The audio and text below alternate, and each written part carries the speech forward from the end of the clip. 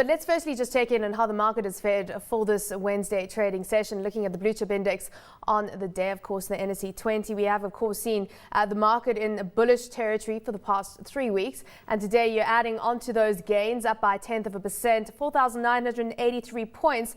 Certainly some standouts when it comes to some blue chips today. East African Breweries rallying 2.5% on the day, closing at yet another fresh record high, 409 shillings. In fact, for the past 17 sessions, it's managed to hit record highs in 12 of those sessions. There certainly has been strong demand coming through, and foreigners continue to buy up the East African Breweries story. Interesting that Kenyan retreating almost 9% on the day, and that, of course, over the past 2 sessions, we've seen a lot of volatility in that stock regarding some speculation that yet another player could be looking to buy Kenyan, and of course the deal with Puma Energy off the table at the beginning of the year. Also, Tumi firming up 1.2% today. Interesting, of course, that investors positioning themselves on that stock ahead of the upcoming rights issue. So, of course, those are some of the movements on the equity front. Looking at how the shilling is faring against the dollar, we have, of course, been talking about shilling weakness around a 6-week low against the US dollar, 84.5, and you're looking at the dollar up around 0.5% this hour. Well, let's get an update now on the markets. We've got Samuel Gichohi, Business Development Manager at NIC Securities, joining us from our studios in Nairobi. Samuel, we've got to get your view on the bull run that we've seen in East African Breweries. I mean, is it more than just foreigners liking the long-term investment story? I mean, is there something else that could be happening, perhaps a company announcement that you would be anticipating there? Not really. I think this is, we have seen this happening for a while now, and we have seen foreign interest in our market, and the tendency, especially on the blue chips, is the deal sizes usually favor the foreign investors, especially the fund managers, and they have a tendency to take positions on those. But we did a note a few weeks back, and that also was looking at about 10 to 15% gain in the short term on the breweries, which I believe is also something that the foreigners are looking to cash in on, and that is some quick profit that they can get on that stock, considering that it has been a very strong stock. It has continued to show very strong very strong activity on the market. Mm-hmm. Well, I mean, if you're talking about foreigners, locals, it seems that everyone is starting to put more money into the equity market as well as the fixed income market.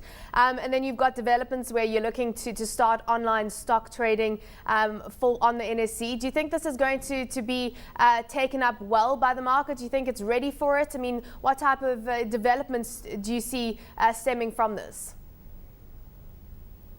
Well, we are ready for it. I just think that it's really about the underlying systems. All the brokers are now on a common back office system, broker back office system from Chelasoft, and I think that also helps, considering that online trading will need to be seamless, and I do believe that this is actually a move towards that direction, ensuring that we are not working with so many different systems that could cause backlogs or difficulties in trading. But then again, I think that direct access to the market would also help in terms of placing of orders, and increase the ability of especially us as brokers to concentrate more on providing the sort of information that investors need, so that they can make the decisions they need, and also on the operational side of things, rather than spending so much of our time on the dealing side. And so I do think it's about time. We do need that, and it is going to help with volumes and with turnover levels. And of course, transparency as well. Moving to the banking sector, so Citi Trust getting a shareholder approval from IMM Banks. So that, of course, for IMM to reverse list on the exchange. What opportunities do you think this is going to open up for IMM? Well, IMM did a rights issue some time back. I think that was about 3 years ago, and that was oversubscribed, heavily oversubscribed.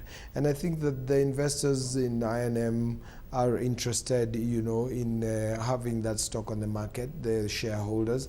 I also do think that there's quite a bit. I&M has been one of those banks, like NIC as well, which have been very strong on growth, have begun to show, a likelihood of heading to the tier 1 bracket, and therefore I do think that they are in a position right now to want to have a level of liquidity that is going to assist them also to be able to get the right valuations on their stock. So I do think that that's a good thing. I think City Trust will also gain a lot. It's been a very liquid stock, and I think I&M coming on board with a reverse listing on that is also going to sort of increase its credibility and also its size on the market and its activity on the market.